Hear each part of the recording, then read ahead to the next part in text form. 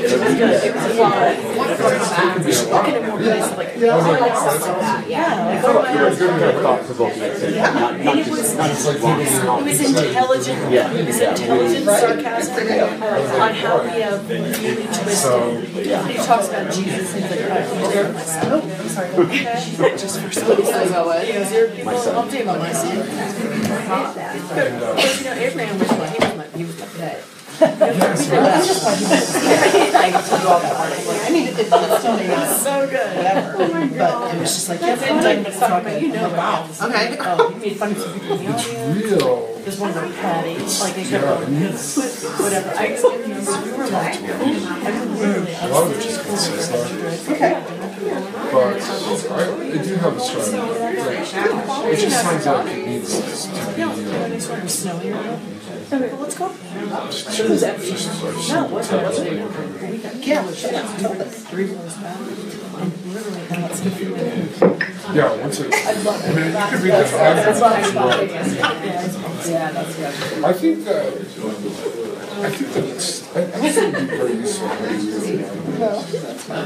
Mighty companions. Are there any mighty companions in the house? You know what I always do is I give you a test right at the very beginning.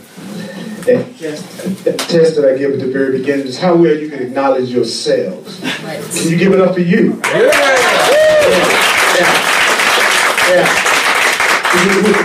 We give it to ourselves. We don't wait for everybody else. That takes too long. So I'm going to go ahead and give it to myself to start with. And I'm ready to hear some truth. And the Course in Miracles workbook lesson that comes to mind, that comes to mind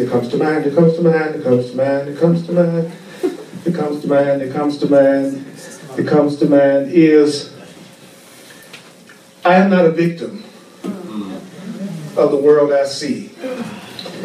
I want you to think about that for a minute. I'm not a victim. I am not a victim of the world I see. Okay, that's what it is. I am not a victim of the world I see. I am not a victim of the world I see. I am not a victim of the world I see. Those of you online that are coming in, Amanda, Lori, Cheryl, Ziza, Oscar, that's a new one. Good to meet you. Got a lot of people online today doing this with us. I feel grateful for that. I'm kind of overwhelmed right now. I'm gratitude. You know, I'm used to being overwhelmed about being pissed off by one thing or another, but not gratitude. Y'all know what I'm talking about? No, I know you don't. I know you don't. Denial is not a river in Egypt. Remember, you've all met me before. I've met you before. So let's not look at each other with that stranger, I've never seen you before kind of look that sometimes comes up for me in here. Because I just want to take a minute to bless you, to see you as the beautiful, innocent beings that you are.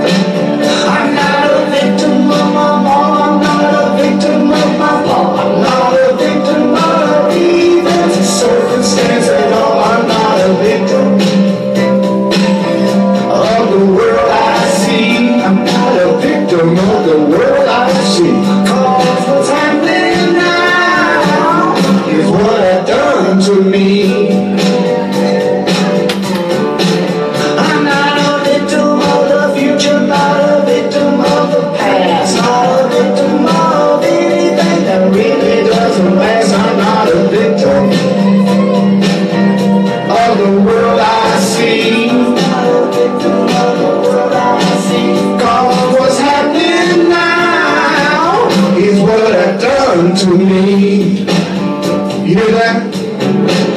I'm not a victim of the world I see. I'm not a victim of the world I see. I'm not a victim, no, of the world I see. I know sometimes it can look like you are a victim. It looks like people are doing things that upset you sometimes, but you're not a victim. You are powerful. You're not a victim of the world you see. You're not a victim, no, no, no. So let it go, Raj. I'm not a victim of the North. I'm not a victim of the South. Not a victim of anything. So what comes out my mouth, I'm not a victim of the world I see. I'm not a victim of the world I see. 'Cause what's happening now is what I've done to me. Even if that's the good stuff. Come out now. I'm not a victim of the world I see. I'm not a victim of the world I see. I'm not a victim, no, of the world I see. You don't have to believe the ideas. You don't have to accept the ideas. Some of the ideas are going to be hard to believe and quite startling. If you use the ideas, you will recognize that the ideas are true. If you use the ideas, you will recognize they're true. Because the good stuff that's happening now, that's what deserves to happen to you. Let it in. Let it in. One more time. I'm not a victim of the world I see. I'm not a victim of the world I see. 'Cause what's happening now is what I've done to me. Yeah, I needed to feel that. That was Brother John Christmas. In case you want to get that online, it's an album made out of the Course in Miracles workbook lessons. Wow. Yeah, JohnChristmas.com. Good friend of mine. I love to listen to this. I don't know about you, but sometimes I forget that I'm not a victim of the world I see. Sometimes I forget that I'm the one that's the creator of my reality. Sometimes I forget that I'm the one that's giving everything I see all the meaning that it has for me. And because I'm giving it all the meaning that it has for me, I'm also giving it all the meaning that it has for me that either makes me feel upset or makes me feel good about it. Today I'm going to talk about the three kinds of relationships that we have and what each one of those relationships teach us. Even though I know you all have totally perfected relationships, we're going to go over this anyway, just to kind of, humor ourselves, because I know you don't have anything about no relationship issues ever. Whatsoever. I know. Yeah. So it's called What Are the Levels of Teaching? It's called What Are the Levels of Teaching? If you got your Course in Miracles book, it's in the teacher's manual. It's on page 7 in the Foundation for Inner Peace book. If you're here for the first time, the only guidelines to the class is that you don't have to believe it.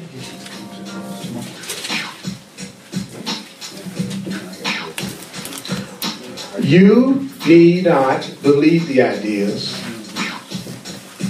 and you need not accept the ideas. Some of the ideas you may actively resist, some of the ideas you may actively resist, and some of the ideas you're going to find hard to believe and quite startling.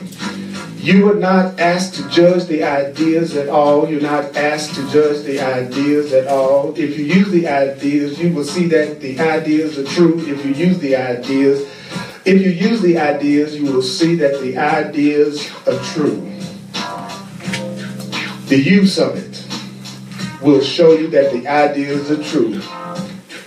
Emma, Eddie, Rael, if you use these ideas, you will see that the ideas are true if you use the ideas, you will see that the ideas, the truth, it's called, what are the levels of teaching? In the teacher's manual of the course, what are the levels of teaching? What are the levels of demonstrating? What are the levels of teaching? What are the levels of demonstrating? The Course in Miracles says the teachers of God, which are the teachers of love, have no set teaching level. Each teaching learning situation involves a different relationship at the beginning, although the ultimate goal of any relationship is the same: to make up the relationship a holy relationship. So every relationship has the goal of making of it a holy relationship, and that's not complicated. It says a holy relationship is just a relationship in which you learn to look upon each other as sinless and innocent. So a holy relationship is just a relationship that I'm not looking at you as being guilty. I'm not looking at you as being sinful. A holy relationship is a relationship where the biggest goal of our relationship, the most important goal in our relationship, is to see each other in a loving, clear, innocent way. And so the Course in Miracles says that each relationship that you're in, another thing that you could call it would be a teaching-learning situation. That every relationship is just a teaching-learning situation. So right now you are in probably a lot of teaching-learning situations. And now you know what the goal of each one of those teaching-learning situations is what? To learn how to see each other as innocent. Now, there is nobody that you can't learn from, so there is nobody that you can't teach. And then it says, however, from a practical point of view, you can't meet everyone. And from a practical point of view, everybody can't find you. That includes the collection agencies. So that's good news, isn't it? That from a practical point of view, you can't find everybody and everybody can't find you. And the Course in Miracles says, therefore, the plan of the divine includes very specific contacts to be made for every demonstrator of love as a teacher of God. So that means that all the relationships that you have are not an accident. Every relationship that you have, according to New Thought, is not a relationship that happened by chance. There are no chance. There's no accidents, according to the Course in Miracles. So that means every relationship that you're in was part of a divine plan for you to come to the realization of your happiness and your joy. Even though right now it may seem like that's not the case if you want to kill each other. But actually, the true reason why you're in a relationship with each other is to learn how to see each other as innocent. Since you can't meet everybody and everybody can't find you, there are very specific contacts that you're going to have. So the people that you're in a relationship with right now are the most important people you could possibly be in a relationship with, because these are the people that you will learn how to recognize the truth about yourself through. And so these are your saviors, in other words. Sometimes your biggest saviors are the ones who irritate you the most. So sometimes the people who are taking you to the next level are the people who are challenging you to practice everything that you've studied in your wisdom texts and in these books and classes, so that you will actually be able to live what you're reading and you're studying. So some of you might have one or two of those people in your life. One or two. One or two. One or two. Sometimes they go by the code name partner, mate, children, boss, parents, siblings, co-workers. These are all your saviors. And then the Course in Miracles says there are no accidents in salvation, and salvation is healing. So there are no accidents in healing. That means those who are to meet will meet, because together you have a potential for having a loving, holy, guiltless, sinless relationship. So again, we were told that those who are to meet will meet. So you don't really have to worry about will you meet the people in your life that you're supposed to meet in your life. The people that you're supposed to meet in your life are the people you've already met and the people that you know right now. And they are absolutely your saviors. They're absolutely the people that can take you to joy and happiness faster than anybody else that you know. But they do it through your recognizing the lessons that you need to learn through them. They don't directly do it. They indirectly do it because they give you an opportunity to practice everything that you're studying. And the funny thing about practicing anything that we're studying is that it works. When people tell me that it's not working, I know they're not working it. That's all it means. That's all I'm hearing. You're not working it. You're not working it. Because just because I can repeat something I read in a book doesn't mean I'm working it. So the Course in Miracles says You know that those who are to meet will meet, and you have the potential for a loving, healing, sinless relationship. In other words, you're ready for each other. Everybody you meet, you're ready for each other.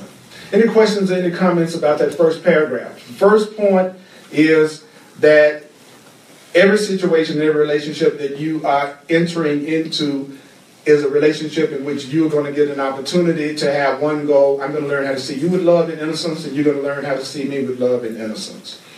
There's nobody you can't learn from, and everybody that's in your life was a specific contact that's been sent to you. There are no accidents. You are going to meet who are you supposed to meet, and when you do meet each other, you're ready for each other. When you do connect with each other, you're ready for each other. Any thoughts, any comments, any ahas, any questions? True. What's true? What you just said is true. But those people they come to you, and it's... Please talk loud. Please. It's a knowing when that person comes at you. You may not know what it is you're going to learn, but you know that they've shown up for something. Here's the cool part. Now you know what you're supposed to learn. Well, it's easy to tell you something, but I don't know what I'm supposed to learn. But fortunately, we do know what we're supposed to learn.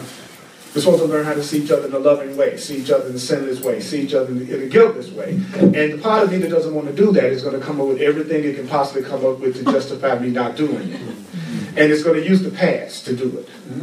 So my willingness to focus on everything that keeps me from seeing you in a loving way is just serving my goal of keeping the grievance I have against you and not letting it go. Because if I'm going to have a grievance against you, I got to have a reason. So I got to keep recalling whatever it is in the past that I'm using to feel separate from you so that I can keep the grievance going. So I got to spend my time remembering something from the past rather than allow myself to enjoy the present, just to keep the grievance going. So the reason why the person is in my life is to give me the opportunity to learn how to see things differently. Anybody else? Any comments? Yeah, comment. So if you're resisting the people that are in your life now, it's just basically that you don't know your best interest. You don't know what's actually supposed to be for you. Right. If I am constantly staying in agreement with you, then I really don't understand that the reason why you're there is to get me in touch with something within myself that I need to look at, because you wouldn't be pushing my button if I didn't have the corresponding characteristic that I'm upset with you about. So we'll be in denial about what's going on with us, and that's one of the things about living by yourself. Even though I love it, because I get the chance to feel like I'm perfect all the time. right? Because there's nobody upset with me. You know what I'm saying? So I'm pretty cooled out most of the time. I'm totally chill, right? So I just think I have all my issues handled. Everything is great. I'm enlightened, you know. Then I have a specific contact is made, and then my buttons get pushed, and I go, oh wow, actually I still have some issues that I have denied that needs to be changed because you made me aware of that issue. And so now I see what I need to work on and what I need to take a look at within myself. Notice I didn't say you push my button, so now I see what I need to change in you. I said you pushed my button, so you made me aware of what I needed to take a look at in myself, because if it wasn't within me, I wouldn't be getting upset about it. I'd be observing you being that way, but I wouldn't let it affect the way I feel. Does that make any sense? So you could be going off, you could be losing your temper, you could be saying stupid stuff, you could be saying crazy stuff, but I wouldn't be reacting to it because I'm in control of my feelings, because I'm the one that's giving what you're saying all the meaning that it has to me. So I don't have to get upset about anything you're doing. I can make myself upset, and that's what I'll do. I'll say, God, I made myself upset about that today. And that's the way I literally talk to myself. Wow, I'm making myself upset, because I don't want to ever give my power away by saying you are causing what I'm feeling. See, I'm giving you all my power at that point. You know, you don't make me mad. I make me mad about you. I make me mad about what you're doing. Because I don't want to perpetuate the perception that I'm a victim of you by saying you're the one that's causing what I'm going through. That's giving all my power away. Does that make sense to everybody? Yeah. Okay. So, anybody else? Just really quickly, when you know you need to be away from somebody and you move forward from that relationship, is it because you feel like I I've read it as much as I can, and it's abusive, or Well, it's all about what is my purpose, what is it for. It's never about what the physical act that you're doing. It's about why are you doing it. So if I'm separating from you because that's what it's going to take for me to get back to a place of peace, then the separation really was to join. The separation wasn't to separate. So my separating was not a bad thing to do, and my separating wasn't avoiding. My separating was me getting back to a place of peace so that I could deal with you in a rational, reasonable, loving way. See, a lot of times when people are most upset, it's when their partners say, "Where are you going? Don't you leave, don't you walk away from me." No, I need to because that chair is looking really appealing right now. It's go upside your head. So I think it would be to your advantage if I got in the car, drove around the block, you know what I'm saying? And then got some sanity back, and then let's talk about it. So the person that's encouraging you to continue when you know you're about to lose your mind is the person that really wants to attack. They want you to attack them. Have you ever noticed that sometimes when people are angry, you don't get angry, they get angrier? Well, that's because they want to attack. They're giving what they want to receive. We're always giving what we want to receive, whether we know it or not. And that's a law of the universe, that what you give is what you're going to receive. So asking for something isn't using words, like saying, "I'm just asking for you to love me." Asking for love would be me giving you love. Because what I give is what I'm going to receive. That's the law of cause and effect. So words don't mean that much, except as words facilitate concentration. They help you focus in. Like me using these words that help me focus in on certain ideas with you, right? Yes. Right, so the words are just facilitating concentration. Words are just symbols of symbols. Words are twice removed from reality. You know what I'm saying? You know, the word Earl, you know, describes a body that you call Earl, which ultimately isn't real either, because it doesn't last forever, and to describe a being called Earl that really does exist. So words are actually 2 steps away from what's true. So it's important for us to recognize that these relationships that come into our lives are not there by accident, and they're there to save us. Okay, let's go to the next paragraph unless somebody else has a comment or something they want to make. I'm totally open to questions and comments. Okay. So then the next paragraph says, the simplest level of teaching, and the Course in Miracles says teacher teaches to demonstrate. I like that. To teach means to demonstrate. Also online, I'm sorry, next time I will also ask you if you have a question too. We're in one of the levels of teaching, the Manual for Teachers, page 7. For those online, and somebody comes online, please let them know. All right? So the simplest level of teaching is the same as saying the simplest level of demonstrating. So a teacher is a demonstrator. You can tell me about being loving and kind all day long, but when you demonstrate it, that's when you're truly teaching it. Amen. So people can talk a good game, but it's the person that's demonstrating it is the one that's impressive to me. Right?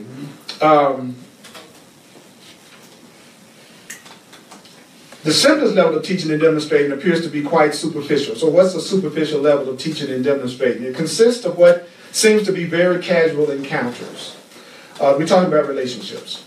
These casual encounters can be a chance meeting of 2 apparent strangers in the elevator. They can be a chance meeting of a child who's not looking where they're going, running into an adult. A chance encounter can seem to be 2 people walking home together from school. These chance encounters are not chance encounters, even down to who you meet in an elevator. That's not an accident. Why? Because each of these encounters, like right now, for some of us, do you know that this is the only time some of us are going to ever meet for the rest of our lives? You'll never see some of these people in this room ever again. Okay, and it seems like it was a chance encounter that you all showed up here today. It's not. It may seem like it's a chance encounter that somebody invited you to come here. It's not. It's not a chance encounter. This is part of the divine plan. And so it's telling us that why is it a holy encounter? It's because this encounter has the potential for becoming what? A teaching-learning situation. And perhaps the seeming strangers in the elevator will smile to one another. It's like I had a young lady get on the elevator with me, and she looked at me, and then she grabbed me, and then she hugged me until she got to her floor, and then she got off the elevator. That was deep. That was really deep. But that was a holy instant.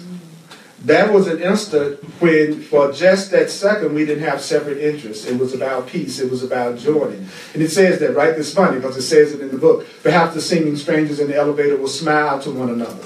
She did a bit more than smile. Don't tell me what's going to happen to the elevator the next time. I never know what's going to happen. You know, that's right. Now it's not that big of a length of time between the floors, though. I don't know. So anyway, perhaps the adult won't scold the child for bumping into them. Perhaps the students will become friends. Or when the other person says, "I pushed your floor for you," that's a holy encounter. That's a holy instant. That's a healing instant. Anytime you and another person do not have separate interests, and what you're doing is something that's mutually beneficial to both of you, that's an instant of healing in your consciousness and in your mind. And your outer reality is going to be a reflection of what's going on in your consciousness. So anything that changes your consciousness is important, because anything that changes your consciousness is going to change your reality. Your reality is a reflection of your belief. Your belief controls how you see things and what happens to you. That's what New Thought teaches, which is opposite for what the world teaches, which is why I think it might work. You already know the results of thinking that we're separate from each other. That's the world we are already looking at every day. That's what's so obvious to me that I wonder why people don't get. We already see the world that results from me having an attitude toward you because you got a different color body from me. We already see the kind of world that you live in when people think that some have and some don't, some deserve love and some don't. We already know what separation already produces. What we don't know is what kind of world would you have if you didn't see yourself as different from me, but you saw yourself as the same as me. And so that's the holy instant. The court says, because it's possible for two people to lose sight of separate interests, if only for a moment. The moment of losing sight of separate interests is enough. That's when the healing comes, as soon as you don't have a separate interest. So, for instance, if I go around people who think very differently from me, rather than spend my time focusing on the difference in the way that we see things, what I'm busy doing is seeing what is it that I can join with this person on. What is the thing that we could start talking about? Do they like to dance? Let's talk about dancing. Do they like plumbing? Let's talk about plumbing. It's like, I'm going to go for what we can join on, because anything that we can join on will unite us in some form of peace.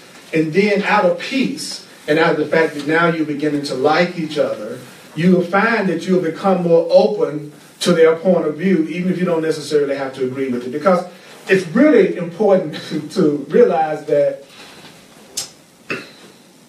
your opinion of me is none of my business. I don't really care about to know your opinion. It's like I don't really, I'm not saying this in the callous way, I don't care if you agree with me or not. I don't care. I wouldn't spend any time trying to convince you to believe me. Because I shouldn't be sitting in front of the class if everybody here should be agreeing with me. That wouldn't be freedom. So if I was sitting up here and everybody had to agree with me, then I shouldn't be here. What it's about is delivering a message, trusting that the truth in you and the God in you and the Spirit in you will use that message in whatever way would be helpful to you, or dismiss it altogether. That's freedom. See, somebody trying to control you would be somebody who did care whether or not you agreed. And then you have to agree. And they spend all their time trying to make you agree. So part of the demonstration that I'm giving you of freedom is that it's perfectly okay if you don't agree. It's perfectly okay if you don't believe it. Accept it. Welcome it. Because the truth is, it will have no effect on me being able to apply it in my life. Right? Right? And then whether I agree with you or not has nothing to do with you being able to apply whatever you're learning to your life. So my opinion isn't important. I don't have to agree with you for you to follow your heart. For you to do the thing that's your heart, nobody else has to agree with you. That's how you know you're listening to guidance. When you're truly listening to your higher power, the reactions of others to what you are doing will not matter. Because you know you're doing what's right in your soul and in your spirit. Now, the reason why people around you tend to challenge you when you start to think differently from the way you used to, do you know why they challenge you? They tend to challenge you because you are meeting a need that they have that you are no longer meeting when you start to change. Yeah. And so, therefore, they might need somebody else to play the role that you used to play. So when you make a radical shift, some of the people in your life are going to move with you, and that's going to be all right because they're seeing it similar.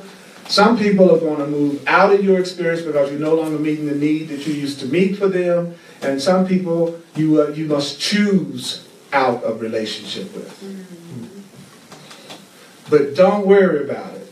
You are going to draw the new mighty companions that are sent to you to be your saviors at the new level of consciousness that you're now in. Yeah. Yeah. Now, you always go through the period where it looks like you're temporarily alone while you're making the transition. And then when you really make a sincere change, then at first you meet a lot of opposition from your world because in the beginning, the people who are opposing you are reflecting back to you your doubts about the change you just made and the validity of it. That's why at the very beginning, when you make a radical shift, it looks like people will oppose it. And many times the people that you think are the closest to you will be the ones that seem like they're giving you the hardest time because in that special relationship, you are fulfilling a need that this new person you're becoming is not fulfilling. So, Raj, you want to check your internet? Still going. Let's see what it's doing. I think it might be saying the storage is almost full. Let's look and make sure. Yeah, that's what it is. That's what it is. Y'all want to sing a song while I'm back here? Okay. Good God! Break out into a cold sweat. Sing some Jane Brown. Okay. I have a question. Okay. So in the beginning, you talked about every relationship is a holy relationship. But That's the goal of becoming a holy relationship. okay, so but then we get to where we're at now, and we're talking about having to like sever those relationships as we enter into that new space of becoming more. You may have to. How do you reconcile those two? Like, how is that holy if you know? If you right back to you, I'm glad you asked that. One of the hardest things for us to stop doing is confusing form with content. Form is whether my body is in the physical place that your body is. Content is why am I doing what I'm doing? And if the reason that I'm choosing out of this form of relationship is so I can continue to have peace and continue to see you as innocent and see myself as innocent, then I'm still fulfilling my goal. Healing with somebody does not, forgiving somebody doesn't mean you got to ask them out to lunch next week. Because you forgive me doesn't mean that you have to do some physical act that says, now we're going to hang out together. It just means there's nothing in my mind that wants to oppose your happiness anymore. There's nothing that I'm doing that's trying to block your good. So you're free to do whatever you think you need to do in your life, and I'm not actively trying to harm you, oppose you, or block your happiness. So if I choose out of a relationship with you because I know it's time for me to go to another level of consciousness, and you are choosing to do something differently, then I'm actually keeping the peace between us because now I have peace within myself because I'm following my heart, and I have peace that you're doing the thing that you think is right for you. So we're still seeing each other as innocent. So the Course in Miracles is only talking about perception.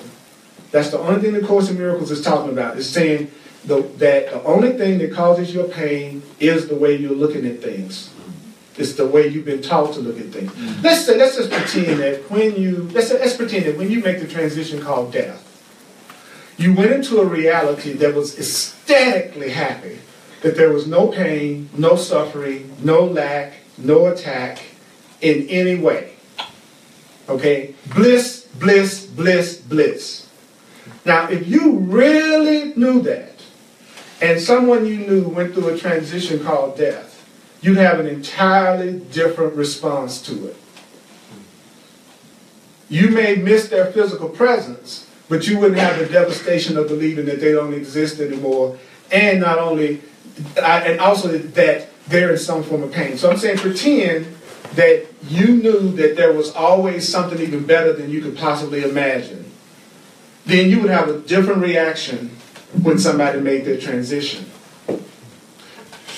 I've had an experience that I've had a relative that was going through such agony and pain that I wanted them to make the transition. That I thought it would have been horrible and cruel to have the quality of life that they were having. And they felt the same way too. So what changed? The way I looked at it. The same thing happened. They made a transition, but the way I looked at it made all the difference in how I felt about it. And so that's what the Course in Miracles is teaching us. That all the things that we're blaming for everything outside of us, it's really just a reflection of the meaning and the interpretation that we're giving to everything. We do it so fast that we think it's automatic sometimes. And then we'll say, I can't help but feel angry. No, you trained yourself to respond this way so long that the response is instantaneous and you tell yourself you can't help it. That's all that's happening. And then you go, I can't help but be upset about blah, blah, blah, blah. Well, no, you're programmed beautifully to react that way. So if you want a new experience, you got to give yourself new programming, right? You got to give yourself new thoughts. So did that answer your question, son? Yeah. Okay, great. So what do you think about assisted suicide or suicide then? I mean, because if the person is kind of bypassing some lessons or whatever because they are needing to find themselves peace, what do you think about that? Well, see, I don't really know that they're bypassing anything. You see, I don't really know what's best for your spiritual path. See, for your particular spiritual path, that might be exactly what you need to do. And that's what I always keep in mind, that each individual has their own individual spiritual path. And my path is not your path, even though we're going to the same place. All of us arrived at this church, but we didn't come down the same streets to get here. So if I judge Colfax and then you judge York Street, then now we're disagreeing. But that's not what's important. What's important is that we all wanted to come here. So I don't know. There's a lesson in the Course in Miracles that goes, I do not perceive my own best interest, which means I do not perceive yours. I don't know what's best for you. So what I try to do is listen to what my guidance is and to the best of my ability follow mine. Because the ultimate goal is to recognize that we're loved and that we are loved and that we're joined to love, and we call that love God. That's the ultimate, according to the Course in Miracles, the ultimate goal is to recognize yourself as love, as this powerful, infinite being. And we forget that what we think of as our thoughts, in most cases, are thoughts that were handed down to us from people who had thoughts handed down to them, from people who had thoughts handed down to them. So what we're really doing in most cases is just parroting what we were taught. And then we say that's the truth for us. But actually what I'm doing is I'm acting out a script of the culture that I grew up in, who tells me what's right, what's wrong, what's valuable, and what's not. And when you start to wake up spiritually, that's the first thing that hits you, is that you've been living your life according to a description that was given to you, more so than you're living your life from your own introspection and looking within yourself to find out who and what you are and how to go about it. So the rebels are just those who say, I will think for myself. And then you're the rebel now, because you're not being hypnotized and mesmerized. Which would kind of make sense to me if the people who were hypnotized and mesmerized with the way that the world teaches were happy. You can kind of like pull me over into it if I saw, it's like the most miserable people in the world trying to tell you how to live your life. A person who hasn't had a relationship that worked in 20 years would be trying to tell you what's wrong with yours. The person that's so broke they can't even pay attention would be the one trying to tell you what to do with your finances. Think about it. So consider the source. See, I'm not sitting up here claiming that I'm enlightened. What I'm doing is being a messenger to pass on wisdom that's greater than mine. That's a different thing. So I don't sit up here acting like I got to be perfect for you all. No, I don't have to be perfect for you. When the postman comes to your house, he doesn't, ask for your approval. He just leaves the message. And I'm the same way. I'm gonna be Earl. I'm gonna talk the way Earl talk, act the way Earl act, and I really freak people out because I don't act like they think a teacher is supposed to act a lot of times, because I would much rather be around an authentic person than a person who's trying to act out a role. So I have to be the way I want people to be with me. So I have to be real if I want real people around me. So I have to get past my representative. That's what I call it. Your representative is who's sitting in the room right now. Your representative is listening to me and then passing on the information to you. You know, because y'all know none of y'all don't act like this.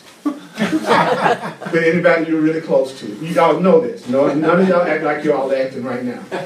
Right? So I'm looking at your representative. I haven't met you yet. I'm looking forward to that. Some of y'all, I know this is your representative.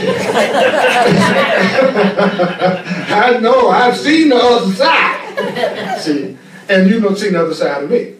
So it's important for us to recognize that anytime we lose sight of separate interests, that's when we've had the holy, happy, healing instant.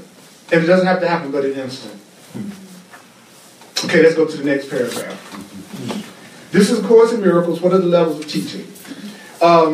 It says it's difficult to understand the levels of teaching. I love this. It says it's difficult to understand the levels of teaching the universal course is a concept as meaningless in reality as in time. What does that mean? Well, the illusion of there being levels of teaching is just as meaningless ultimately as believing that there is time. In time, it looks like you seem to begin to change your mind about the world with a single decision. What does that mean? It's so obvious, it's easy to miss. You decided that you're going to be a better person. Right? You changed your mind about the world with a single decision. Then you learn more and more about your new direction. How? As you teach it. As you demonstrate it, you learn more about it. And so the Course in Miracles says we've covered the illusion of time already, but the illusion of levels of teaching seem to be somewhat in something different. Perhaps the best way to demonstrate these levels can exist that there aren't any different levels of teaching. To demonstrate there are not different levels of teaching is simply to say any level of the teaching learning situation is part of God's plan for your healing. In other words, we're all on the same level. We're on the learning level. So that's what it means when it says there aren't different levels. All of us are learning. So we're on the same level. We're on the learning level. And then it says that God's plan has no levels, being a reflection of God's will. Salvation, which is healing, is always ready. It's always there. We work at different levels, so it seems, but the result is always the same. We're going to see each other as innocent. We're going to see each other as love. We're going to see each other as one. That's going to be the end result. So the second level, each teaching learning situation is maximal in the sense that each person involved will learn the most they can from the other person at that time. This is very important because do you know that there are a lot of people who beat themselves up because they haven't had relationships that last forever? Do you know that most people approach every friggin' relationship that they get as if it's supposed to be lifelong? And if you would look honestly at your life, you know that's not true. That's not really abstract.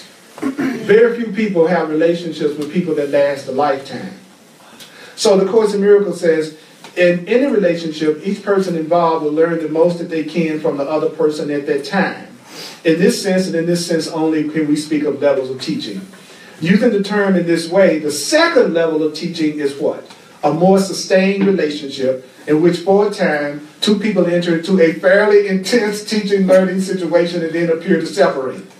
I'll say it again. If you think about your love life, okay, you enter into a sustained relationship that's fairly intense and then you appear to separate. That's the second level. So the second level, the first level is casual encounters. The second level is you enter into a relationship with somebody, y'all having a very intense teaching, learning experience of each other. You learn the most you can from each other at that time, and then you appear, keyword, appear to separate. As with the first level, these meetings are not accidental. And what appears to be the end of the relationship isn't, I hate to disappoint you, what appears to be the end of the relationship isn't the end of the relationship. Again, each person has learned the most they can at the time. Yet all who meet will someday meet again. For it is the destiny of all relationships to become healing, holy, and loving. So let's take all the abstractness out of that. Second level relationship, you fall in love. Or you meet somebody and you have it could be just a friendship, and y'all have this really intense situation of learning with each other. And then what happens? You learn as much as you can from each other at this time. And then you appear to separate. But the relationship at some point is going to still be healed, even if you never meet that person physically again. Because if I change my mind about you, we are in a holy relationship. Mm-hmm. If I get to the point I have total peace about you and I see you as deserving happiness, whether I ever pick up the phone and call you, we've healed. Mm-hmm. Because I'm not holding a grievance against you anymore. You can still hold a grievance against me, but I'm not holding one against you. I'm free. So as soon as you're ready to be sane with me, I'm willing to be sane with you again. So to have a relationship to be destined to become holy and healed doesn't necessarily mean that you all are going to be hanging out physically with each other in the future.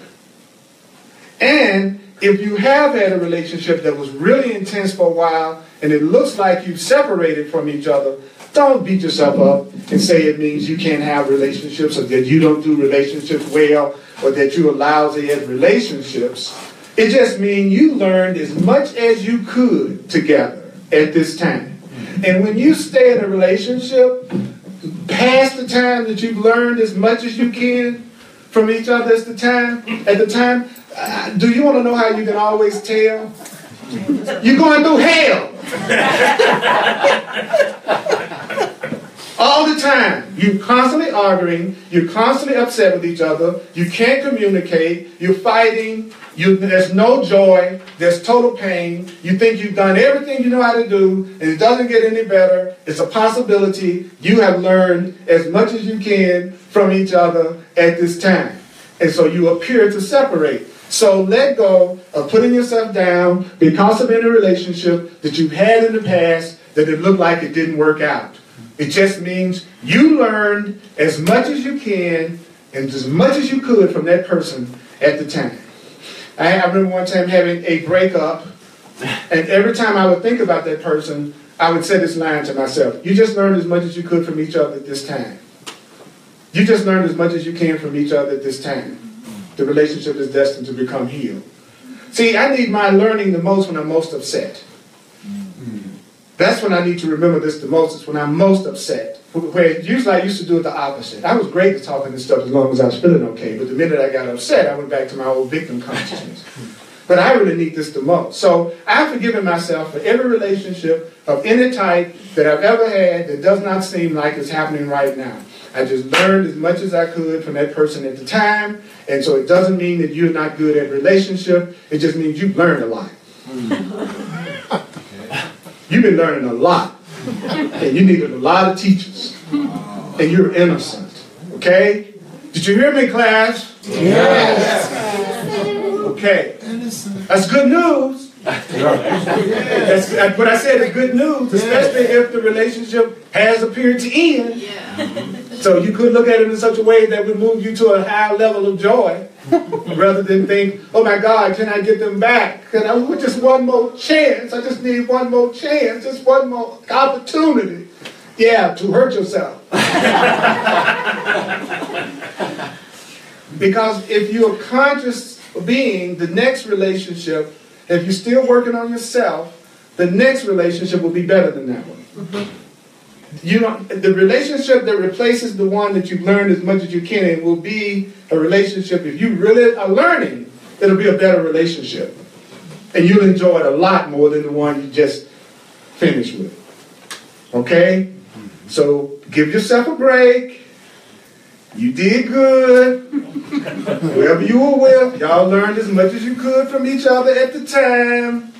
Y'all will heal, because one day you'll realize they didn't have anything to do with how you felt, and they also had nothing to do with whether you were happy or not. You'll realize one day, oh, I did it to myself. Everything I was going through was coming from my thoughts, my feelings, and my emotions. And so, therefore, there's really nothing to forgive you for.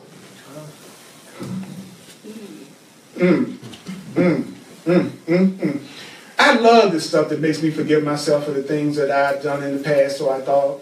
The problem I have is it lets the other people off the hook. Besides that, I love this truth, man. You know what I'm saying? It's not that I don't want to be forgiven for my errors. It's I don't want this other person that I think has hurt me or someone to be forgiven. That's why I hold on forgiveness. Without realizing that I'm the only one who feels my grievance. Not the person I'm upset with. I have to remember that one too. I'm angry at you, but I'm the only one that's feeling it. I'm depressed about you, but I'm the only one that's feeling the depression. So I want the person who I'm making myself feel depressed about, I want them to be there so they can watch how miserable they're making me. And again, if you live by yourself, you have to really take responsibility more for your own happiness. Because there's nobody to protect them. I don't even have a dog.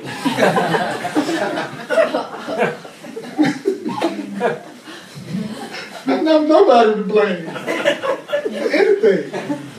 So, the last level of relationship. It says the third level of teaching occurs in relationships when once they are formed, these relationships are what? Lifelong. So there are relationships that last a lifetime. And the Course in Miracles says, I love this. So these are teaching learning situations in which each person is given a chosen learning partner who presents him with unlimited opportunities for learning.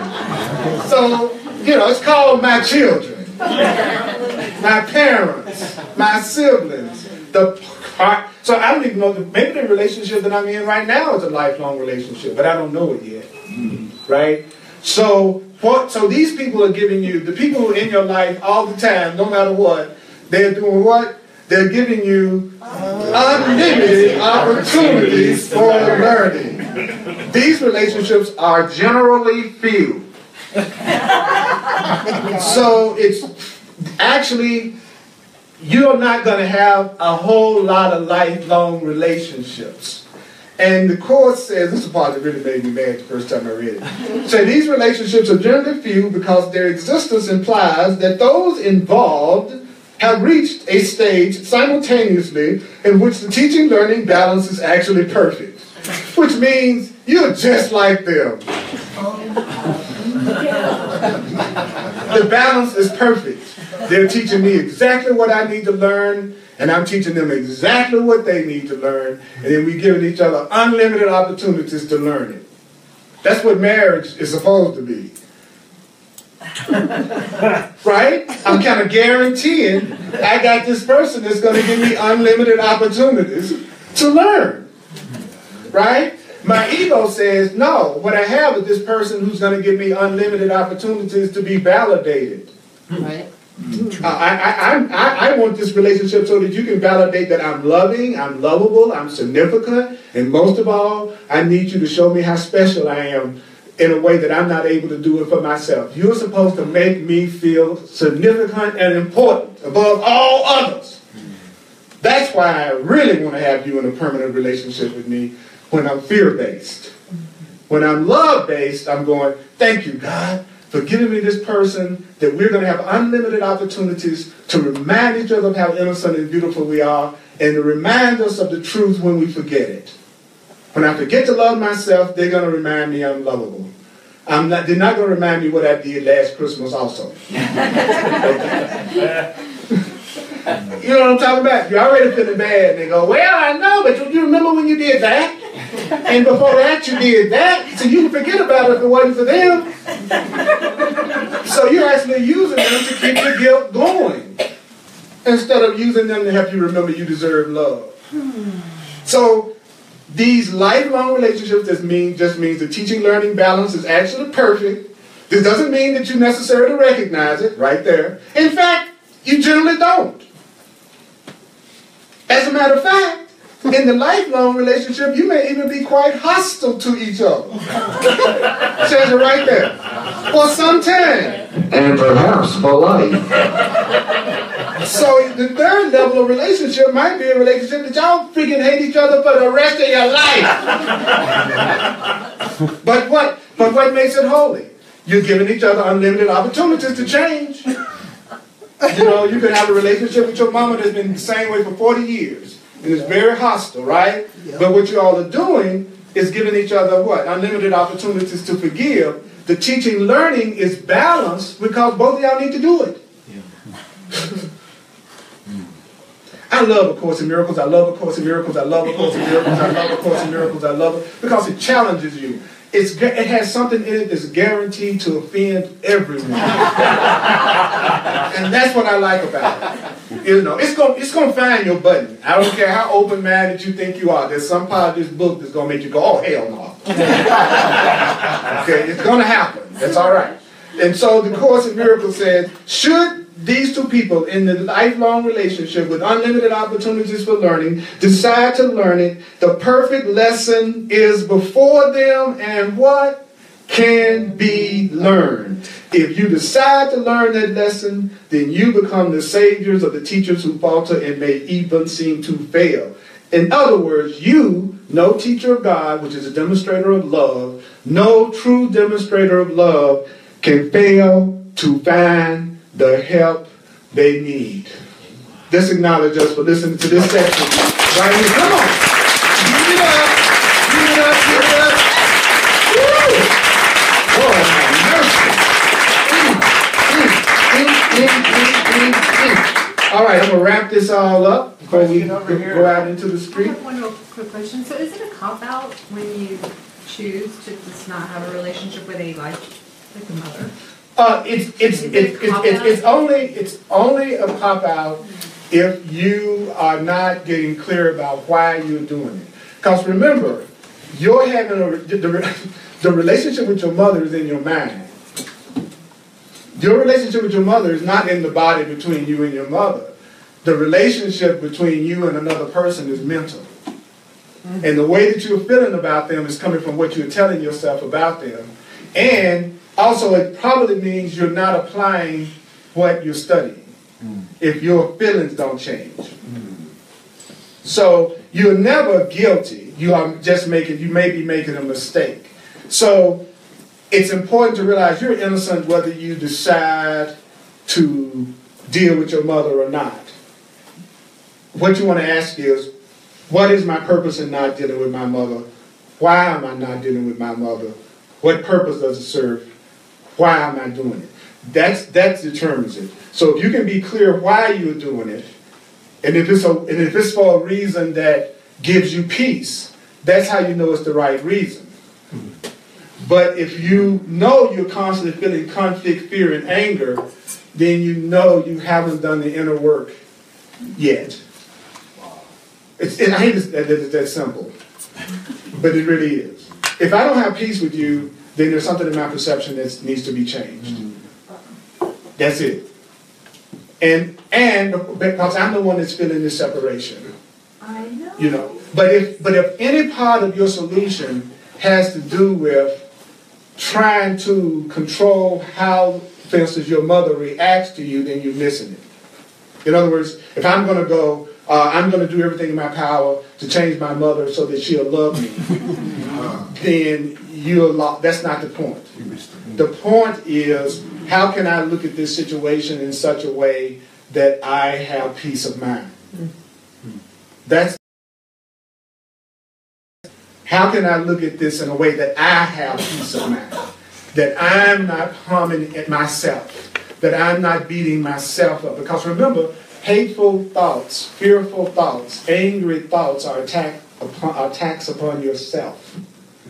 I'll repeat, you're the only one that's feeling it. No matter how justified you may feel about your anger, nobody else is feeling it. That's the price we pay for thinking we're separate. You get a stomach ache, I don't feel it. So when you're mad, nobody else is feeling it but you. So then you go, wait a minute. How is this serving me to hurt myself about you? that I'm mad at. That's me punishing myself at a double level. First, I'm upset about what I think you did, and I'm beating myself up about it. And when you hear that stated that way, it seems insane.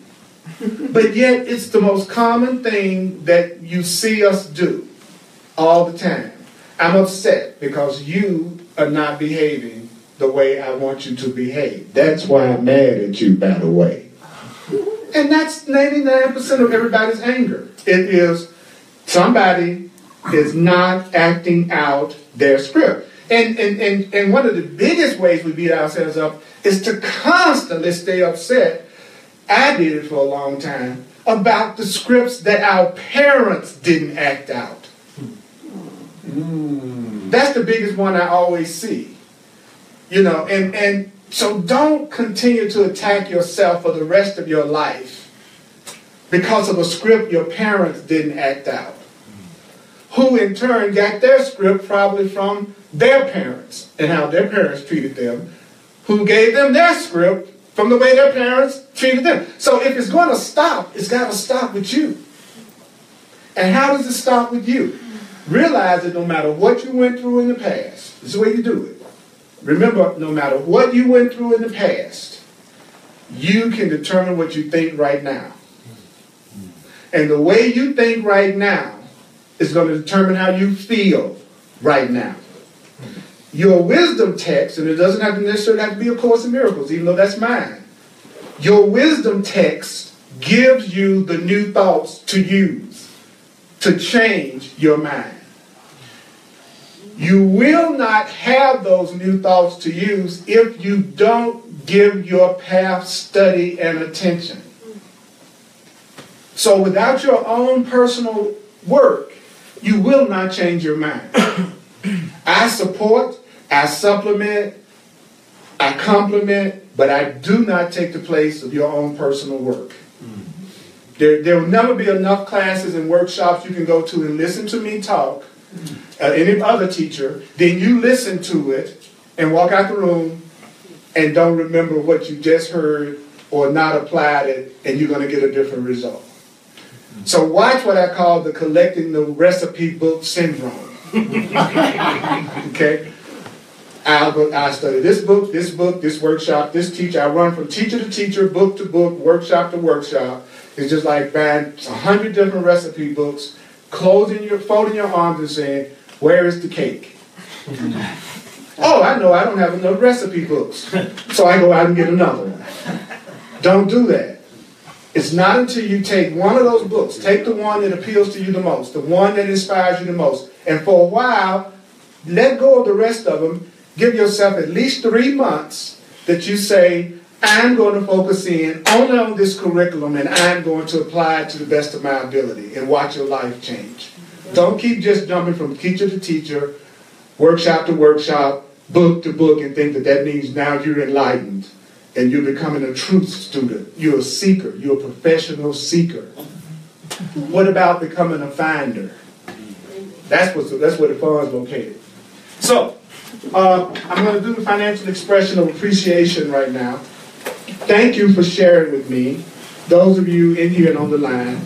I'm a full-time teacher of A Course in Miracles, and I don't charge because I want people to be able to come regardless of their financial situation. But that doesn't mean that I don't want to receive money. Any more than it means you don't when you do what you do.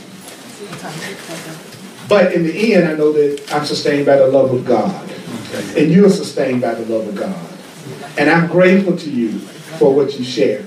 Online, if you'd like to share, go to Earl Purdy, earlpurdy.com, and you will be able to do that. I'm available for one-on-one counseling sessions called clarity sessions, where I take these thoughts and my knowledge of astrology and numerology and apply it to the situation that you're currently using to keep yourself from having the perfect happiness that God wills for you. I would like to inform you there's nothing about your issue that's original. So I know your issue makes you think you're special, but it's not. And that's good news. That means there's nothing you can present me with that I can't share with you how the Course and Miracles, The Way of Mastery, The Course of Love, even what your astrological chart indicates, which is just another blueprint of the intentions of your soul, that will give you a way out of it. What I found out is this. If a person is in a self-punishment mode, it doesn't matter what you tell them. They're not going to use it. Because they've already decided on the solution, which is punishing themselves. So if they do what you say, there's going to be a healing, they won't get the punishment, so they don't do it. Because they've already decided that feeling miserable all the time is the answer. Then there'll be those who have done the most important thing of all, which is, I have reached my limit. People who have reached their limit, they jump on any solution that presents itself so that they can get out of the situation they're in. They're not analyzing. Do you know that over-analyzing only means you have the answer, but you're not ready to use it yet? That's all over-analyzing is. You got the solution, you ain't using it. So you just keep analyzing it, keep analyzing, because you're not ready to use it yet. You know, that's deep. That's so deep. Those of you online, doggone it, y'all juicy and sweet. And 7 o'clock on Tuesday night, online, live streaming Facebook, as well as here, I do the Way of Mastery class. Come check it out if you haven't. It's a powerful class. You know, on Thursday nights at 7 o'clock, all of these are mountain time on Facebook Live only. I do a very intense class called The Course of Love that I live stream from wherever I happen to be. But these classes are spiritual, what I call metaphysical spirituality. They're not classes on how to manifest stuff. Because just because you manifest something doesn't mean you're going to enjoy it. Okay, so yeah, you can get a car and be miserable with it. You can get a house and be miserable with it. You can manifest a person. What's important is a spiritual awareness which allows you to have peace and joy and total fulfillment with whatever you manifest. That's the level of consciousness you want. The one that when you do manifest something, you'll freaking be able to enjoy it. And not bring all of your stuff into it so that you don't really get a chance to enjoy the blessing that you manifested. And most of all, to know that you can tap into a higher, greater part of yourself, get really smart, and go, you know what? I want to be in alignment with my divine self that actually absolutely does know the truth and loves me completely. I want that part of me to start manifesting my experience. Not the part of me that's afraid, anxious, don't trust anybody, suspicious, and fearful. It's time to let that part of me resign as the teacher of me. So don't let the most frightened, insecure part of you be the you that's guiding you. And you'll watch miracles happen in your life. So here we go. The 3 levels. You all are such a blessing. Do y'all realize how many times I've heard this? And because I know the way to get it is to hear it until you accept it. And when you accept it, you see it manifest all around you. So the repetition is what's important. I repeat myself a lot because that's really what makes the difference, is remembering, not analyzing.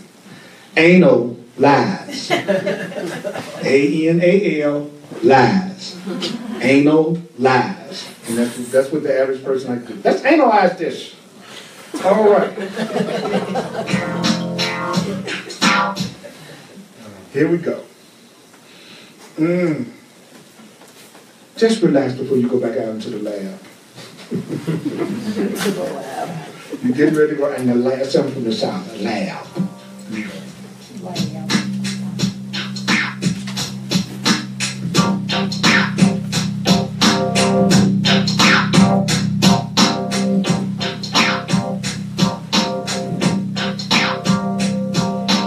Every relationship that you are in is a teaching and learning situation.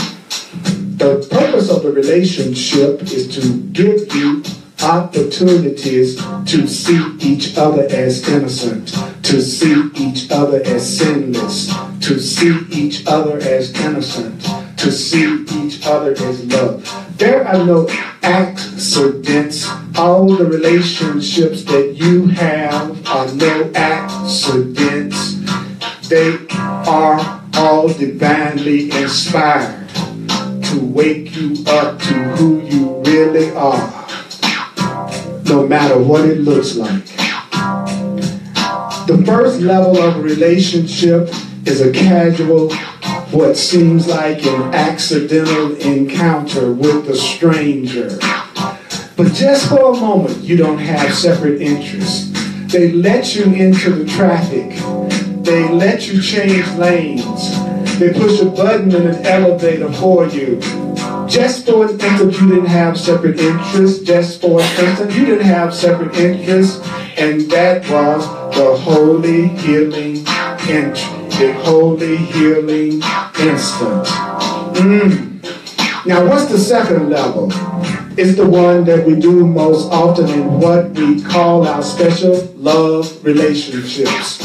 For example, you have a really intense teaching and learning situation with this person. And you learn as much as you can at the time. You learn as much as you can at the time. And then you appear to separate. I'll say it again. You have a fairly intense teaching and learning situation. You learn from each other as much as you can. And then you appear to separate. And then you appear to separate. That is not a negative thing. That doesn't mean you are a failure at doing relationships. It doesn't mean you have somehow failed. It just means you have learned from each other as much as you can at this time. Let it go, let it go, let it go, let it go, let it go, let it go, let it go. Especially if they have a restraining order. Might mean you learned as much as you can from each other this time. And then you have the last level, which is the third level. That relationship is destined to become healed. And that doesn't mean you're going to go out to lunch with them. It just means you'll let go of the grievance in your mind. It just means you will let go of the grievance in your mind. And you will go, I bless and I release you. I release you. I give you to the universe. I give you to spirit. I give you to God. I didn't create you. I didn't create you. So I give you up. I give you up. I want to give my problems and situations over to the divine to handle and to solve. So why wouldn't I give your problems and challenges over to the divine and to solve? I ask God to solve my problems, then I think I have to solve yours. I try to give my situations to the divine, but then I think it's my responsibility to solve yours. If I want to give my problems to God, I have to give your problems to God and ask if there's anything for me to do. Let me know what I should do. But the last level of lifelong relationships. The last level is a lifelong relationship. The last teaching level, the third level, is a lifelong relationship. Now, in a lifelong relationship, you give each other unlimited opportunities to learn. Unlimited opportunities to learn. So the people that you've been in a relationship all your life are your saviors who are giving you unlimited opportunities to learn. But it doesn't mean you might like each other. It doesn't mean you're just loving each other. It doesn't necessarily mean that you just jump up with joy whenever you see each other coming. You might feel quite hostile. You might feel quite hostile toward them. But they're giving you unlimited opportunities to learn.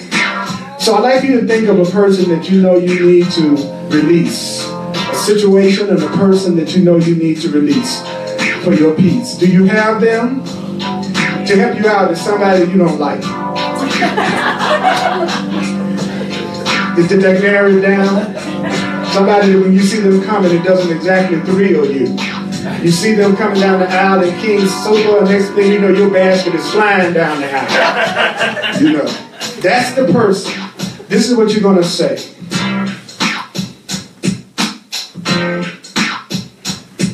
I give you to the Holy Spirit as part of myself. I give you to the Holy Spirit as part of myself. I know that you will be released. I know that you will be released unless I want to use you to imprison myself. Unless I want to use you to imprison myself. In the name of my freedom, In the name of my freedom, say that to yourself. In the name of my freedom, I choose your release. In the name of my freedom, I choose your release. In the name of my freedom, I choose your release. Because I recognize, because I recognize, because I recognize, because I recognize that we will be released together. And what? We will be released together to our happiness.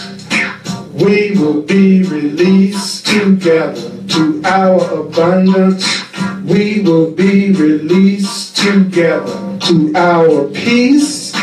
We will be released together to love. We will be released together to health. We will be released together. That prayer is at the end of chapter 15 in A Course in Miracles. It's at the end of chapter 15, the last page, or chapter 16, but I think it's chapter 15. So I'm going to say it one more time before you go out into the lab. You know that's the lab, right? I give you to the Holy Spirit as part of myself.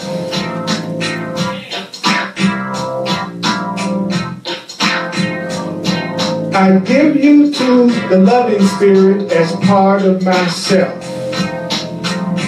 Think about that person. Think about that person. In the name of my freedom, I choose your release. In the name of my freedom, I choose your release. Because I recognize that we will be released together. That we will be released together. We will be released together. Let it go, you all. Let it go. Nobody is feeling it but you. No one's feeling your feelings but you. No one's feeling your feelings but you. No one's feeling that grievance but you. The grievance is blocking your miracle. Don't let your grievances block your miracles. Let miracles replace all grievances. Let miracles replace all grievances. Someone say that with me. Let miracles replace all grievances. Let miracles replace all grievances. I love you, Holy Spirit. Give it up. Give it up. Give it up. Give it up. Give it up. Sorry, I'm going to get you to acknowledge you. I don't care how much you don't like it. I'm going to get you to acknowledge you. You deserve that. Be gentle with yourself. Stop being so hard on yourself. It's just your call for love. Hugs are available. I love you. I love you online for coming and checking it out today. Y'all are awesome. Would you mind handing me that iPad right behind you? Thank you.